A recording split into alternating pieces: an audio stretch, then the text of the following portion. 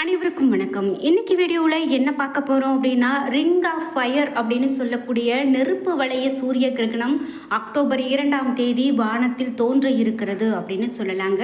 இந்த சூரிய கிரகணம் தான் இந்த ஆண்டினுடைய கடைசி சூரிய கிரகணம் அப்படின்னு கூட சொல்லலாம். இந்த சூரிய கிரகணம் ரிங் ஆஃப் ஃபயர் என்று சொல்லப்படுது. அதாவது சூரியனுக்கும் பூமிக்கும் இடையே ஒரே நேர்கோட்டில் நிலா வரும்போது பூமியில் இருந்து பார்க்கும்போது நிலா முன்னால் சென்று சூரியனை மறைக்கும். சூரியன் மேற்பரப்பை நிலாவால் முழுமையாக மறைக்க முடியாது. இதனால தான் வானத்தில் நெருப்பு வளையம் போல ஒரு காட்சி நமக்கு தெரியும். இதை தான் நம்ம நெருப்பு வளைய சூரிய கிரகணம் ரிங் ஆஃப் ஃபயர் அப்படின்னு நம்ம சொல்கிறோம்.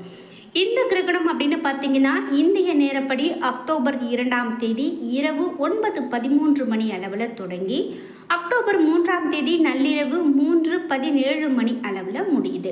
இந்த நெருப்பு வளையம் போன்று தோன்றக்கூடிய கிரகணத்தின் உச்சநிலை அப்படின்னு பார்த்தீங்கன்னா நள்ளிரவு 12:15 மணிக்கு ஏற்படும்.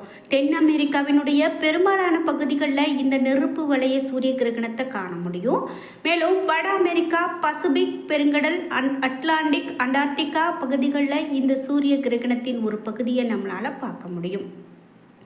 இந்தியாவில் இந்த கிரகணம் தெரியுமா அப்படின்னு கேட்டிங்கன்னா, இந்தியாவில் இரவு நேரத்தில் இந்த கிரகணம் நடக்க இருக்குங்க. இந்த சூரிய கிரகணம் இரவு நேரத்தில் வர்றதால இந்தியா, ஆசியாவில் இந்த சூரிய கிரகணத்தை பார்க்க முடியாது அப்படின்னு சொல்லப்பட்டிருக்கு. அப்படிப்பட்ட ஒரு கிரகணம் தான் நாளை நடக்க இருக்கு. அந்த சூரிய கிரகணத்தை பற்றி தான் நம்ம முழுமையாக இந்த வீடியோவில் தெரிஞ்சுக்க போகிறோம். இந்த கிரகணம் ஏற்படுவதால் மேலும் என்னென்ன விஷயங்கள்லாம் சொல்லப்பட்டிருக்கு, இந்த நேரத்தில் நாம் என்னெல்லாம் செய்யணும், அதுபோல் குறிப்பிட்டு கிரகணங்கள் அப்படின்னு பார்க்கும்போது ராசிக்காரர்களோடு சம்மந்தப்படுத்தி அந்த ராசிக்கு எப்படிப்பட்ட பலன்கள் இருக்கும் அப்படின்லாம் சொல்லுவாங்க. அவையெல்லாம் என்ன அப்படிங்கிறத நம்ம இந்த வீடியோவில் பார்க்கலாம்.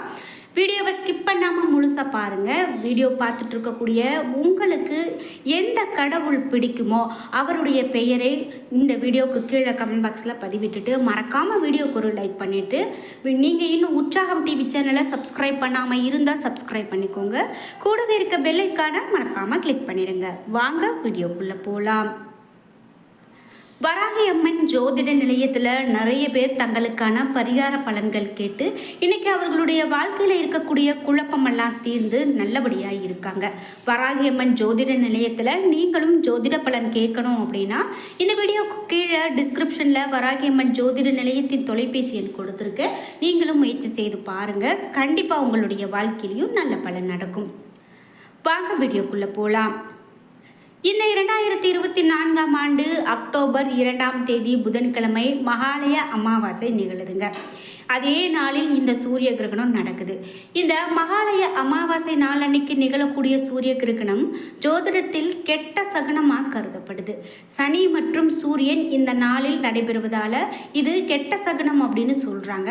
அதாவது சூரிய கிரகணத்தின் போது சூரியனும் சனியும் இணைவு நடைபெறுவதை இந்த கிரகணம் குறிக்குது.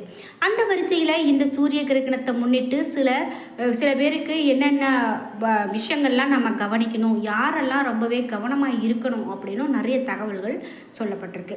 குறிப்பிட்டு இந்த கிரகணம் அப்படின்னு பார்த்தீங்கன்னா ரொம்பவே முக்கியத்துவம் கொடுத்து பார்க்கப்படுதுங்க. குறிப்பாக இந்த கிரகணமானது நெருப்பு வளைய சூரிய கிரகணம் அப்படின்னு பார்த்தோம். அது மட்டும் இல்லாமல் இது மகாலயபட்ச நாளில் வர்றதால ரொம்பவே முக்கியத்துவம் கொடுக்கப்படுது. இந்த தினத்தில் முன்னோர்களுக்கு திதி தர்ப்பணம் கொடுத்து வழிபாடு செய்வது ரொம்பவே நல்லது அப்படின்னு சொல்லலாங்க. குறிப்பிட்டு இந்த நள்ளிரவு 12:15 மணிக்கு இந்த கிரகணத்தினுடைய உச்சநிலை அப்படின்னு சொல்கிறதுனால குறிப்பாக நாம் இரவு நேரத்தில் இந்த கிரகணம் வர்றதால நமக்கு எந்த விதமான பாதிப்பும் ஏற்படாது அப்படின்னு சொல்லப்பட்டிருக்கு. பாதிப்பு ஏற்படாது அப்படின்னு சொல்லப்பட்டு இருந்தாலும் கூட அதனுடைய சிறு தாக்கமாவது இருக்கும் அப்படின்னு சொல்கிறாங்க. அதனால் இந்த கிரகண நேரத்தில் நாம் வெளியில் இது வர வேலை இருக்குது அப்படின்னா கூட வெளியில் வராமல் இருக்கிறது ரொம்ப நல்லது அப்படின்னு சொல்லலாம். பொதுவாகவே சூரிய கிரகணம் மற்றும் சந்திர கிரகணம் இது ரெண்டுமே வானத்தில் நடக்கக்கூடிய ஒரு அதிசயமான நிகழ்வாகத்தான் இன்னைக்கு வரைக்கும் நம்ம பார்க்குறோம். இந்த கிரகணம் அப்படின்னு பார்த்தீங்கன்னா ஒரு சில ராசிக்காரர்களுக்கு எப்படிப்பட்ட பலன்களாக சொல்லப்பட்டிருக்கு அப்படிங்கிறதையும் நாம் இந்த வீடியோவில் தெரிஞ்சுக்கலாம். நீங்கள் இந்த வீடியோ பார்த்துட்டு இருக்கும்போது 12 ராசியில் என்ன ராசிக்காரங்க அப்படிங்கிறத மறக்காமல் கீழே கமெண்ட் பாக்ஸில் பதிவிடுங்க. அதோடு உங்களுக்கு பிடித்த தெய்வம் யார் என்பதையும் கமெண்ட் பாக்ஸில் மறக்காமல் பதிவிடுங்க. இதில் குறிப்பாக மேஷம் ராசிக்காரர்களுக்கு என்ன சொல்லப்படுது அப்படின்னு கேட்டிங்கன்னா, மேஷ ராசிக்காரர்கள் இந்த சூரிய கிரகணத்தால் அடுத்த 15 நாட்களுக்கு பொருளாதார ரீதியாக அதிகம் பாதிக்கப்படலாம் என சொல்லப்பட்டிருக்கு. இதனால் அவர்கள் அடுத்த 15 நாட்களுக்கு பண பரிவர்த்தனைகள் போன்ற விஷயங்களில் கவனமாக இருக்கிறது ரொம்பவே நல்லதுங்க. அதே போல் உடல் நலனில் அதிகமான அக்கறை எடுத்துக்கணும்.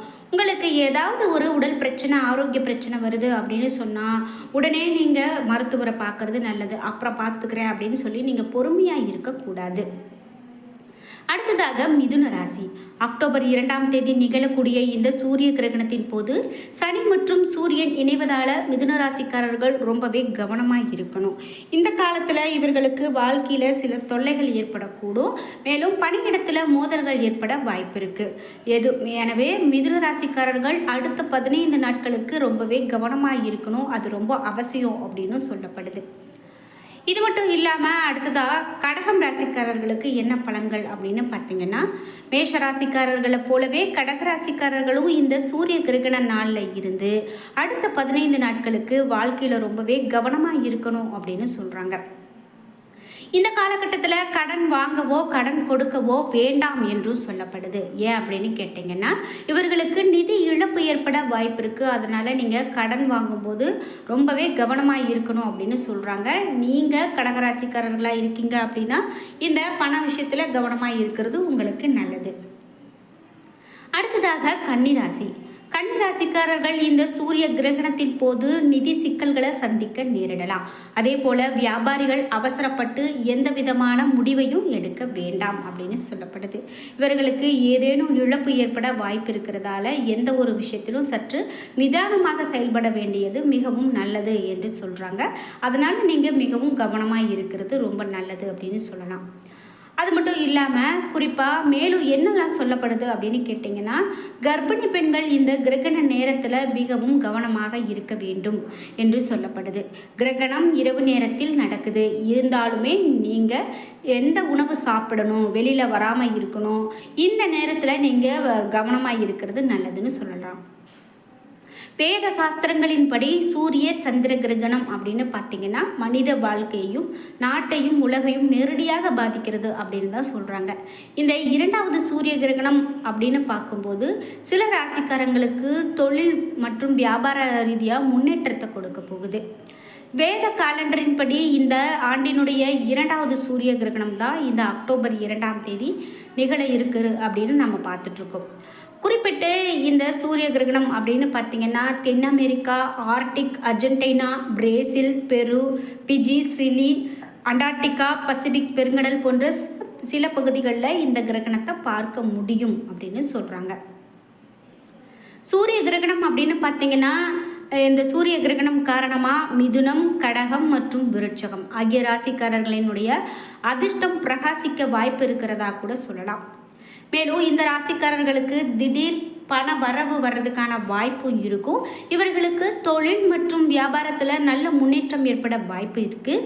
வெளிநாடுகளுக்கு செல்லும் வாய்ப்பு உண்டு. வணிகர்கள் பல சிறந்த வாய்ப்புகளை பெறுவாங்க அப்படின்னு சொல்லப்படுது. அதனால் ஒரு சில ராசிக்காரர்களுக்கு ரொம்ப நல்ல பலன்களாகத்தான் இருக்குது.